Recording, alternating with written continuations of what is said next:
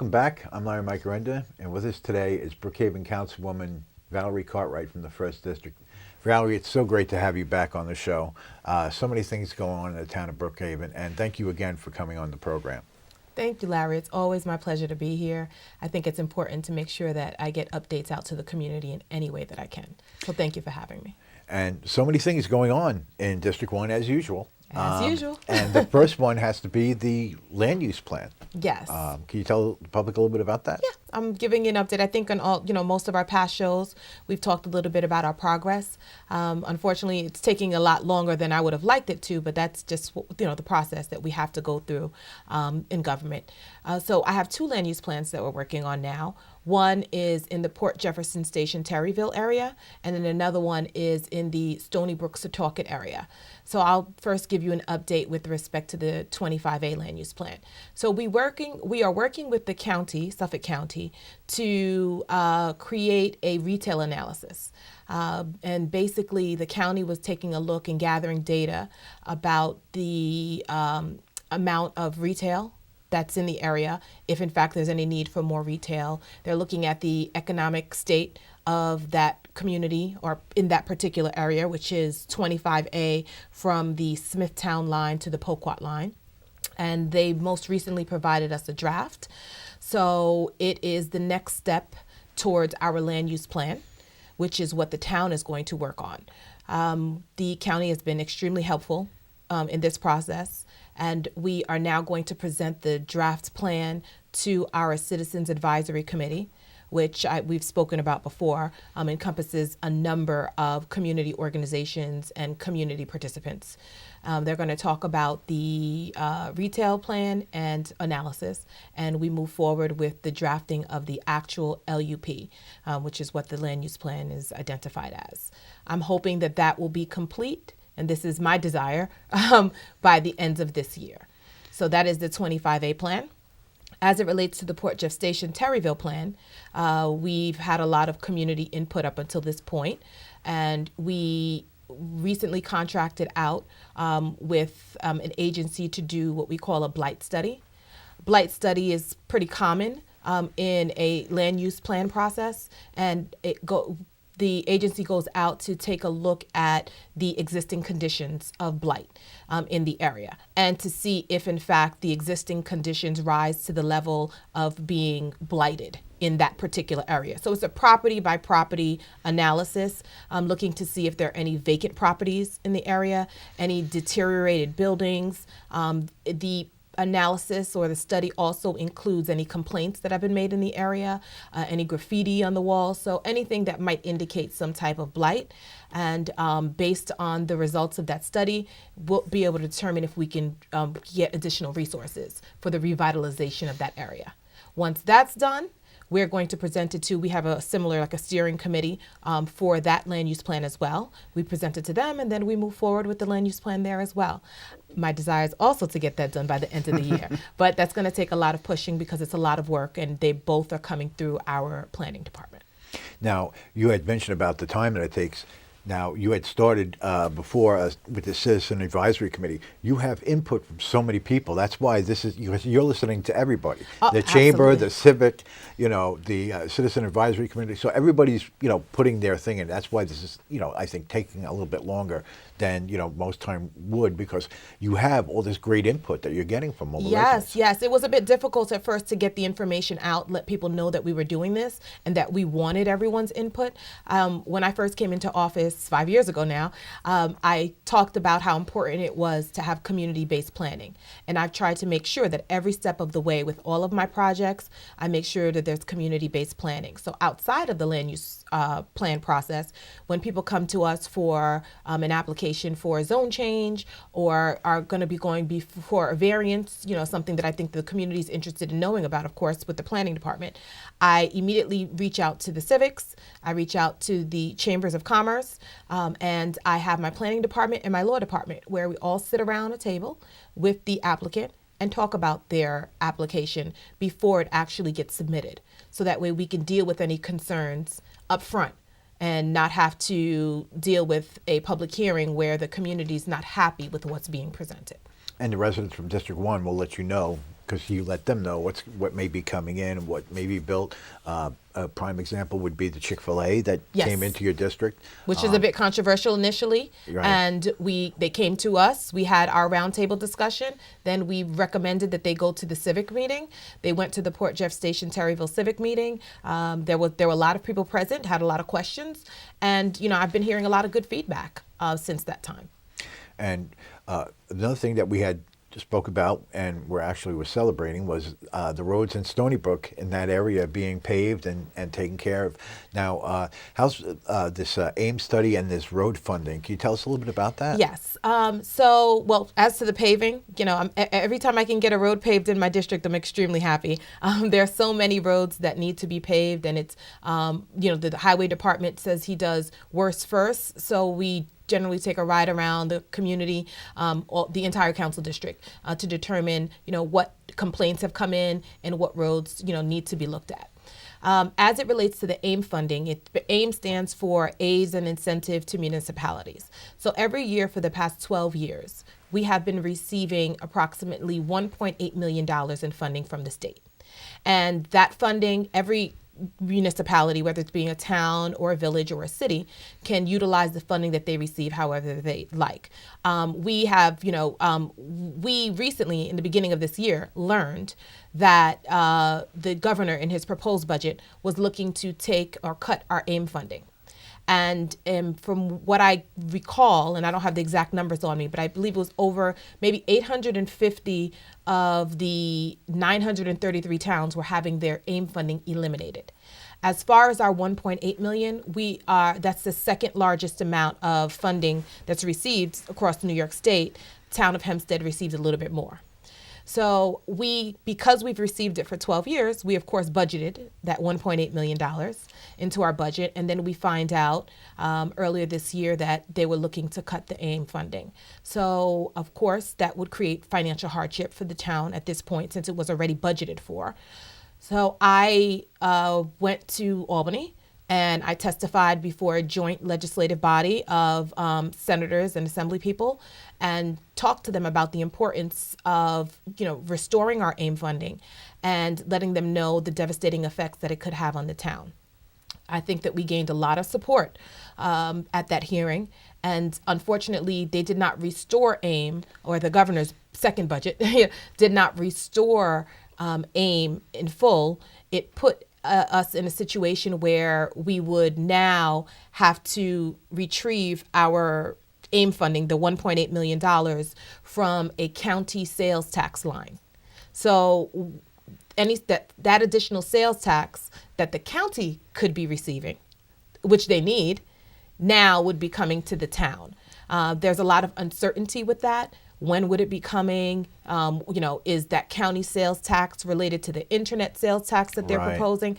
It's just still a lot of uncertainty for us. So it's problematic. And I believe my colleagues would join me in saying that we just were not very happy about the manner in which this occurred, particularly in the middle of our budget year. Yeah, and your voice was not alone. There was everybody from all the other municipalities, the other towns. That's right. And even some of the counties upstate were complaining about Yes. this. Because this was not an area to cut, especially when you, the town council, and the supervisor get together and do a budget, and you're counting on the money, and then it's bottom of the ninth, 3 men on, and they come and they take your funding out in the middle of a fiscal year. Absolutely. So You it know? was very concerning, and still is, for the town of Brookhaven and all the other towns who've lost their AIM funding. Now, something else that's been dear to your heart, we've mentioned on previous shows, is drug prevention. Yes. You've worked with the school districts within your area, as well as with Dr. Joe Rella, who Yes. we'll mention a little bit later on in the show. How's that been going with the Drug Prevention Coalition? Yes, well, we created a drug prevention coalition, I think I've told you before, in 2017. We have a number of community partners that are working with us, all the way from civics to school districts, police department. It's a lot for me to mention, but we probably have, if I recall, 12 different partners that are coming together to work on drug prevention. We know substance abuse and substance use is a growing problem nationally, and locally, and we want to deal with it on a local level. So we have worked together as a coalition to create drug-free activities, education, workshops on mindfulness, which is something that's going to be coming up and I'll talk about a little later. But we have been working to get the word out in the community that drugs is not the way to go. And we think it's important to make sure that kids or young people have other options, other things to do in the community that can take their mind off of even thinking about saying yes to drugs. And especially what we've seen with the opioid crisis. I mean, these drugs that are coming out now are super potent. It's very easy that they can kill themselves on these drugs. And, you know, starting this coalition in that area has really helped out.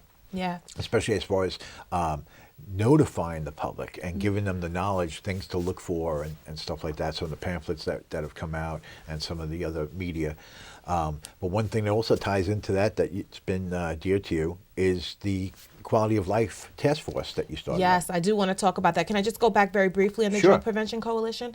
So we partnered with the school districts and actually have gone to all of the school districts within Council District 1 and met with the superintendent and administration to talk about a new part or adding something to their curriculum related to educating children on being drug free.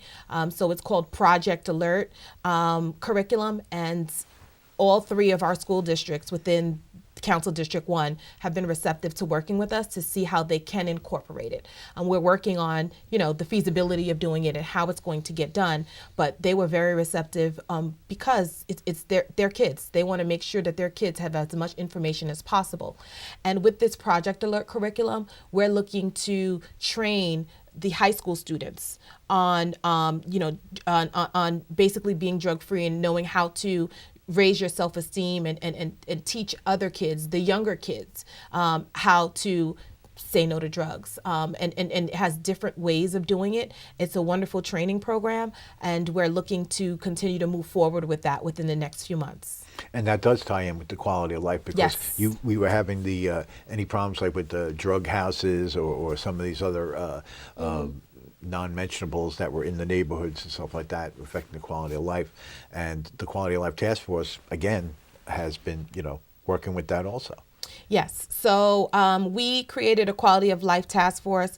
I believe it came out of a meeting in summer of 2018 where there was a negative incident that was reported within the Port Jeff Station area.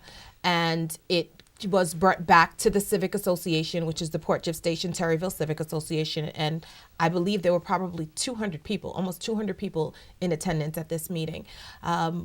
They, of course, were in an uproar as to what was happening in certain parts of the community and wanted to know what we were going to do about it. And, I was there, Supervisor Romaine was there, Kara Hahn, our county legislator, was there, and Mayor Garant from the Port Jefferson Village was there as well. And hoping I'm not missing anyone, but there were a lot of people present looking to see how we can find solutions to this problem. So I immediately recommended that we have we create what we call a Quality of Life Task Force, where we can come together as elected officials, and I believe Assemblyman Engelbright was there as well. So we can come together as elected officials and figure out what are the issues here. How do we deal with them? Are there enough resources being fed into our community to be able to address these issues? As a town councilwoman, I'm constantly being told of concerns related to alcohol use, loitering, homeless, Which is really law enforcement in the county, yes, right? Yes. So I'm constantly being told that, of that within the corridor area in Port Jeff Station, particularly north and south of the tracks, to be quite honest, Right. But south of the tracks. So what we are looking to do is make sure that we can all come together and figure out, where is this stemming from? are they particular areas? Is something happening? Is there a policy in place that's creating this? So we have been gathering data up until this point, and we have the Bridge of Hope, which is a resource center that has partnered with us, who has been working with some of the organizations and resources that exist within the community, and Bridge of Hope has been able to give us a report to say, based on my interviews with A, B, C, and D, this is what I'm hearing.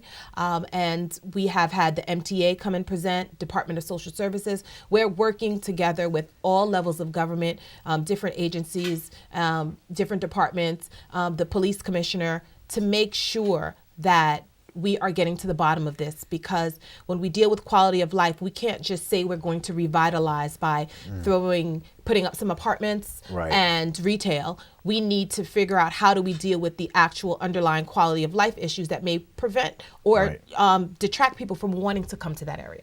Right, and a lot of times what happens with constituents is they believe everything is a town problem. Okay, it's like, Route 25A, how come they're not paving it, and all these other issues. And by having this coalition of all the other local governments together, the state, the county, and everything like that, makes things a lot easier for you to be able to address issues like what falls in town jurisdiction, what falls in county, what falls in state.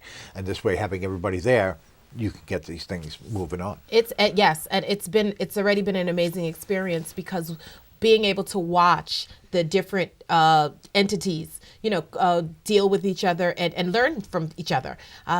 It's important. You would think, wow, you guys, we should already know all of this, but everyone is taking care of their own business, and it's like everyone's isolated. And one of the things that I've learned of being in office is that we need to create partnerships. We need to be talking amongst each other. We need to figure out what everyone else has to offer, because that's the only way that we're going to get it done.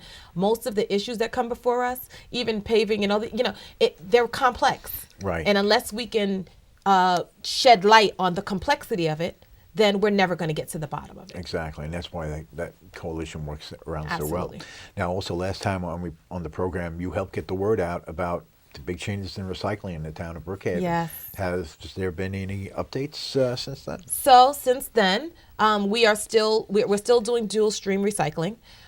The community is still not very happy with that, because it's a change. I'm not happy with that. I live in Port Jefferson Station, and it's a change, and one that we didn't ask for, quite frankly. However, we are still doing dual stream recycling. We have created we found a number of sites around the town of Brookhaven for glass pickup. And we're trying to increase those numbers, because we do understand that since we don't pick up glass, people would like to deliver it back to the town. We just don't pick it up personally. So we've created these locations, these pickup or drop-off locations.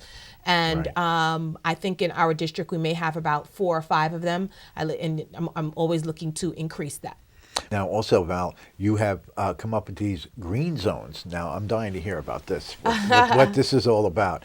What are the green zones that are in District 1? So we are not the first to do this. We on Long Island, we have Southampton that has created green zones. So basically, they've identified locations within the town where they they decide to be a little bit more green in the way that they take care of that area. So the way we've translated it into the town of Brookhaven is that we have identified most districts provided 2 pocket parks, as they call it, within their district. A few of us were able to find a few more that we're going to now have our parks department utilizing electric leaf blowers as opposed to gas leaf blowers.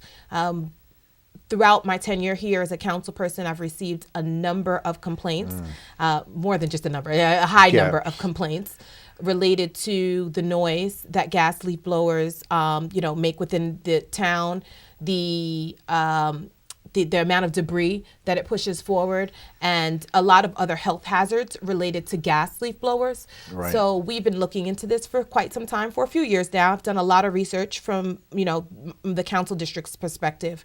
And the town board as well as our town our law department has been on board pushing this forward this year. So we have created green zones within the town of Brookhaven, and we're going to study to see how it works. And noise pollution is still noise pollution. Yeah, noise pollution, yes, and unfortunately, we're still trying to figure out how to handle that. But the electric leaf blowers Much quieter, much quieter, as well as it's less of an environmental hazard. So one of the facts that was astonishing to me when I was doing the research is that if you blow a gas leaf blower for 30 minutes, it is equivalent to a Ford Raptor driving for 3,900 miles.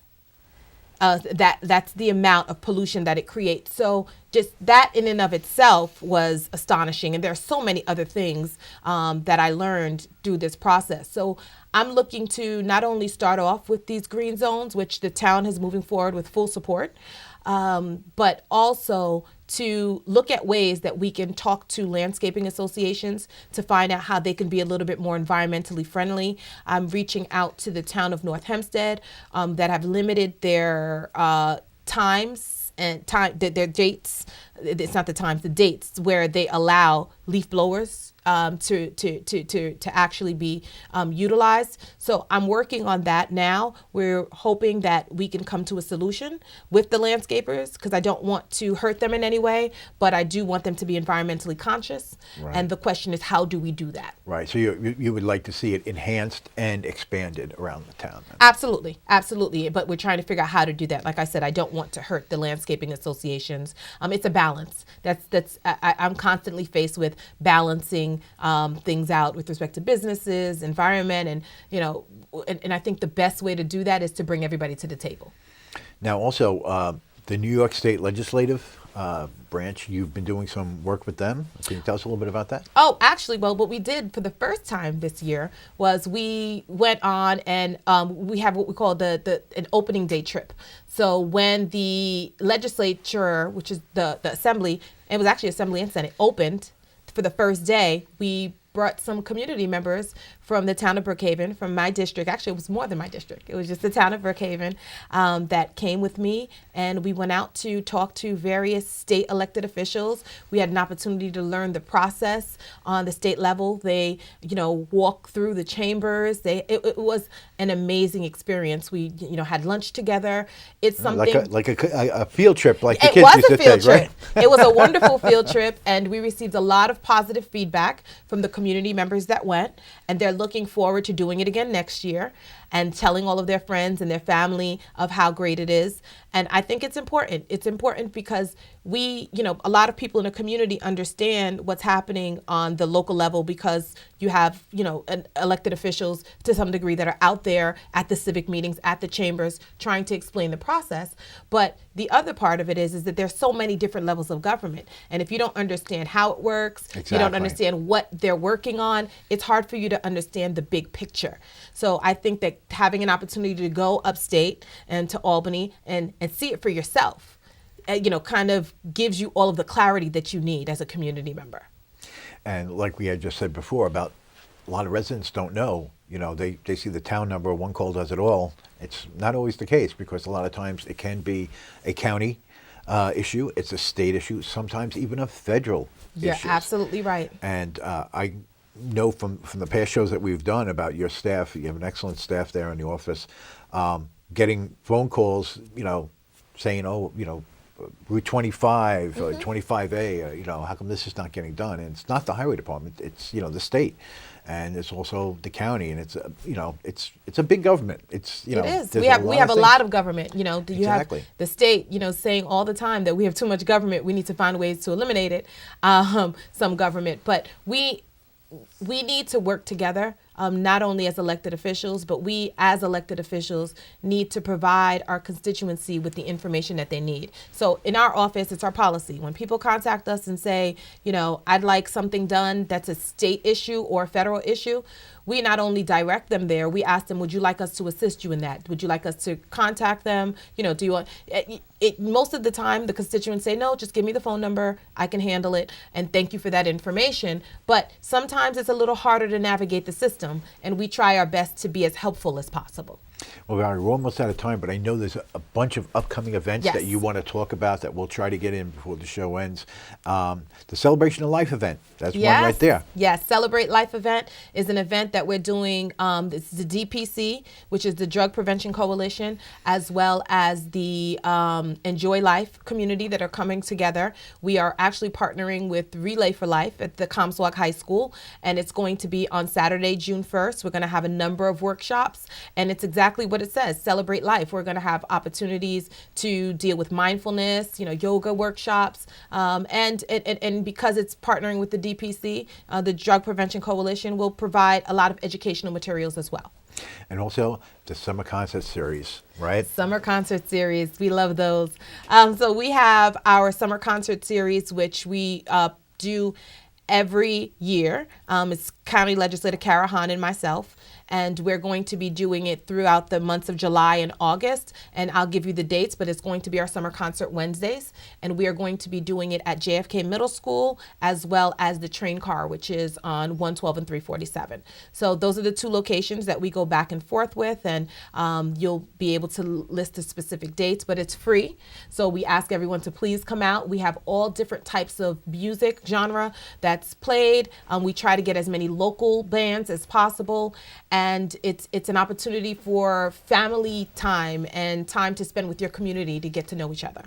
And also One Life to Give.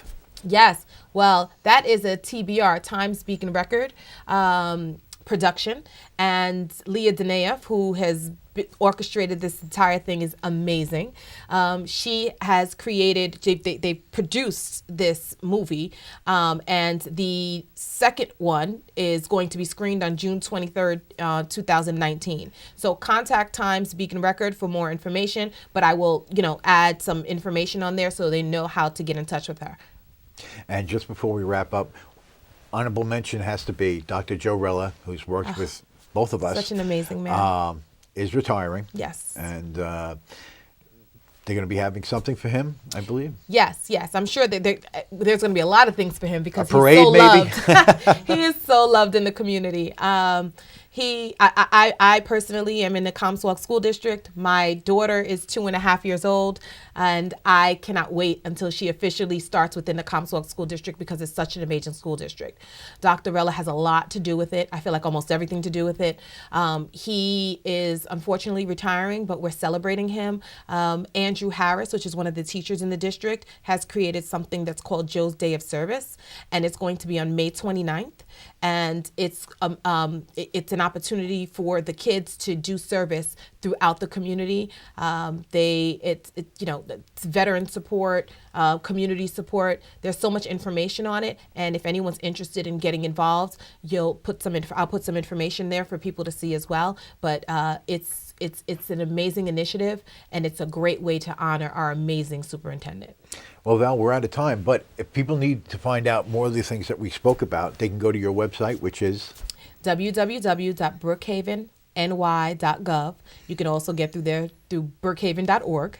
And then you can go on the Council District 1 site. It's tab under elected officials, and you'll be able to sign on to my mailing list. You'll receive an email from me, maybe, approximately like once every week. You get something from my office talking about what's on the planning board agenda, the ZBA agenda, as well as the town board agenda. But we're out of time. Val, I do want to thank you so much for coming back on and letting us know what's going on in District 1. Thanks really for having me. appreciate it. Thank you. Until next time, I'm Larry Micarenda. Take care. We'll see you soon. Hi, I'm Brookhaven Town Councilwoman Valerie Cartright, Council District 1. You can contact me if you have any questions or concerns at 631-451-6963. Thank you.